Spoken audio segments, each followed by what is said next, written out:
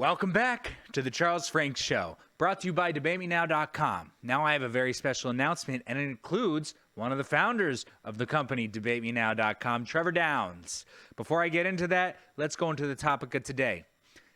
Is the experience of going to the movies dying?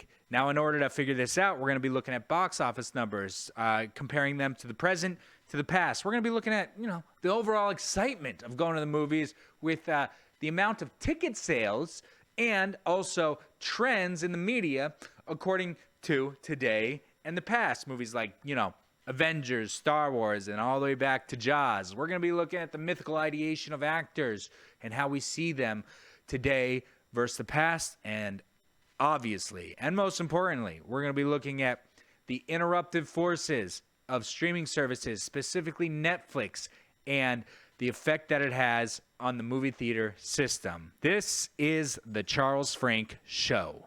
Younger audiences aren't as interested in films as they used to be. They're more interested in television, for example. And so I think there's a very real danger with watering down the theatrical experience, watering down the experience of what a film is, that organic, larger-than-life sort of quality that a great film print. Okay, Boomer, just joking. Christopher Nolan, he's the man. And to be totally transparent, The Dark Knight's my favorite film. I get a lot of flack for that. But anyways, I want to talk to you about Debate Me Now before we move on. Now, at the end of this episode, I will be having a debate with one of the founders of Debate Me Now, Trevor Downs. And from this point on, any one of you watching can debate me on any of my topics, okay? Email me at charles@luckyfrankstudios.com. I have the website below, right here. Email me, and we will debate on the previous episode. I will put it at the end of the present episode. Now let's go back to Christopher Nolan. He's the man. I love him. He's produced and directed my favorite movie of all time. But I want to challenge him when he says that young people are just not as interested in movies today as they were in the past. Well, I'm an evidence-based kind of guy. So let's start by looking at the box office numbers. Star Wars: The Force Awakens is now the #1 all-time film in domestic box office. Avengers Endgame is topping Avatar as the highest-grossing film of all time. Lion King and Aladdin have both crossed $1 billion. The Lion King already did too? Already. Disney, but that's not the point. The point is that these records are being broken this year, and maybe one last year towards the end of the year. But I'm talking about the present day. Movie theaters are hotter than ever. Now, let's take a look at the actual numbers. Here on Mojo, with IMDbPro.com, we can take a look at the total domestic box office for all movie theaters. Let's check it out. So in the mid-1980s, we're at about $1 billion, $8 billion in the early 1990s. Then we jump up to the $4 billion in 1999. Now, I know you're all saying, we got to account for inflation. These numbers are big enough where inflation is not a factor. Then we get into 2014 is $10 billion. Looks like the record's at $11,822 million in 2018, and 2019 is just a little below that. Now, here's a fun little thing to consider. Population. Population has increased dramatically. The more population, the more that people buy movie tickets. Look at this graph. This is something to consider. The percentage of the U.S. population that went to the cinema on average weekly. Now, it shot up during the 1940s, 1946 and all that, and then it goes down until about 1970. And then from then on, it's a steady pace at that area. It says about 10%. Which brings me to da-dunt. Da-dunt. You're gonna need a bigger boat. Yes, that was Jaws, if you didn't know. And Jaws was considered the first major blockbuster. Why was it called a blockbuster? Because literally people were lining around the block to see it. Now, does the excitement back then for the blockbusters match the excitement today for the blockbusters? Such as, I don't know, Marvel. For those of you listening at home, that whistle you just heard was a man trying to control a small, chaotic stampede running up an escalator.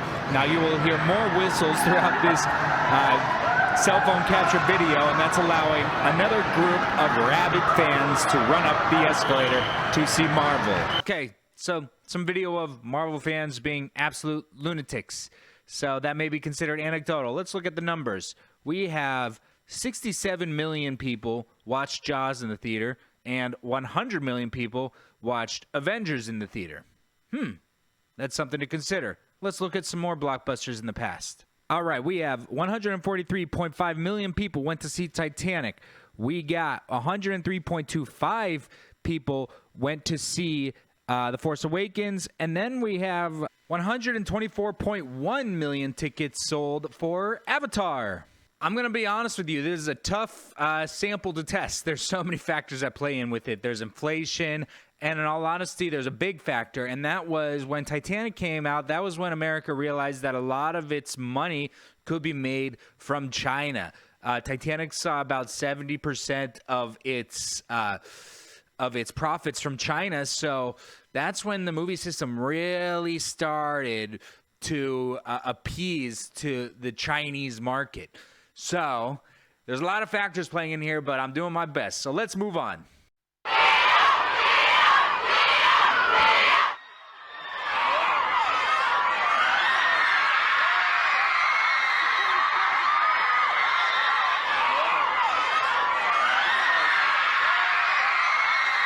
So that is a bunch of fans screaming for Leonardo DiCaprio. Now, I heard this argument earlier this year, and I believe it's true. The mythical presence of actors these days has been totally diluted by social media. Instead of seeing these mythical creatures once every 2 weeks on a news station or at a premiere, we see them and their opinions every freaking day. So there is no one actor that is all famous. We have hundreds that we follow every day. So that whole mythical aspect of seeing these heroes, I feel, has died down because of the social media world we live in today. And I wanted to include that in this video because I thought it was very, very important. Which brings us to our final point, the streaming services. Netflix is revolutionizing the way we watch TV, but some fear that Netflix could be closing the curtains on the big screen. It's added a record-breaking number of paid users to its online streaming service in 2018, now topping 139 million worldwide. Analysts estimate that the company spent $13 billion on titles like Narcos and Bird Box in 2018. That would be enough to make Titanic one of the most expensive films ever made 65 times. Worldwide, cinemas made over $41.5 billion. That's 2.6% more than in 2017. This is where my fascination on this subject absolutely explodes. When I think of Netflix versus the movie theaters, I think of Amazon versus Walmart. Amazon goes up, Walmart goes down, and vice versa. However, these trends looks like Netflix goes up, the movie theaters go up. It's almost like they're supplements to each other, talking in economic terms, but I don't think they really are, because it's not like you buy more movie theater tickets, then you got to buy more Netflix subscriptions. They almost have nothing to do with each other. Americans and, worldwide, they just want more content. We're just watching more and more content. That's what all this is saying, so it really doesn't affect it.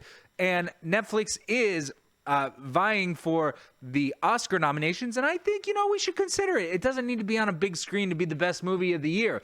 So I say let it ride, And in all honesty, there's nothing like going to the movies. It's probably the #1 entertainment source in all the world. Let's go to the movies. Night off, let's go to the movies. There's just something about it. We want to go experience something. And the movie theaters, you can't take that experience away from us. You get your popcorn. Everyone else is talking about the movie and what it's like. I'm buying movie tickets today. I got Netflix. I got Hulu. I got Disney Plus. I got Amazon. I'm a freak. So that's my wrap on this episode. And like I said before, it's time. I am going to be having a debate right now with the owner of DebateMeNow.com. We're going to be discussing, is Disney Plus worth it? Now, I told you I have Disney Plus, but is it worth it? You can debate me anytime you want. Just email me at charles@luckyfrankstudios.com, and I'll take you on any of my videos. You have to be a subscriber. But for now, Here's the debate with me and the founder of Debate Me Now, Trevor Downs. I hope you enjoy.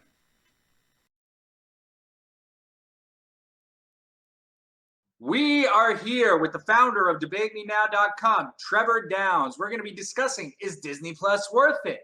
Now, I'm going to be skeptical.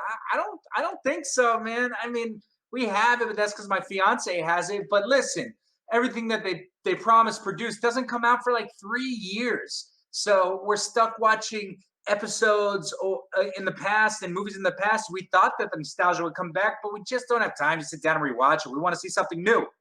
Okay? 2 words for you, buddy. Mandalorian. If that's all they put out once a week, Disney Plus is worth it for $6 a month. Are you kidding me?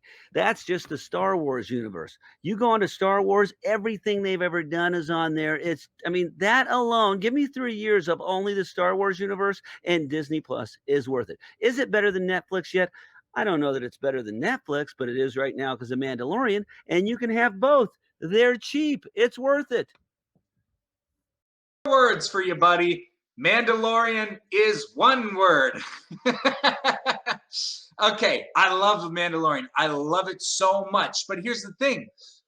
I go through all the Disney Plus shows and I'm like, okay, at least we got The Mandalorian. Then I turn on The Mandalorian and I'm like, this is amazing. And then 28 minutes pass and it's done. Okay, I'm a spoiled millennial. I need it all now. I got to wait a week for another 28 minutes. Come on, man. We need more. Good news, this week you don't even have to wait a week. It's coming out early because Star Wars comes out this Friday. So once again, $6 a month, buddy.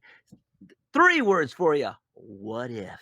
For my life as a Marvel lover, the What If episodes are amazing. Now, maybe you did the research. I don't think it's 3 years for What If. But when What If comes out and we get What If Spider-Man was a girl, or What If Spider-Man got the Captain America shield, the What If alone. Awesome. No problem with counting words. Okay, now you prove my point. I have to wait less than a week for Star Wars. You're talking about Star Wars in the movie theater. Guess what? Why would I get Disney Plus? Toy Story 4 and Lion King came out months ago. That's not even on Disney Plus. So you're going to tell me I got to spend more money at the movie theater for Star Wars? I'm willing to do it.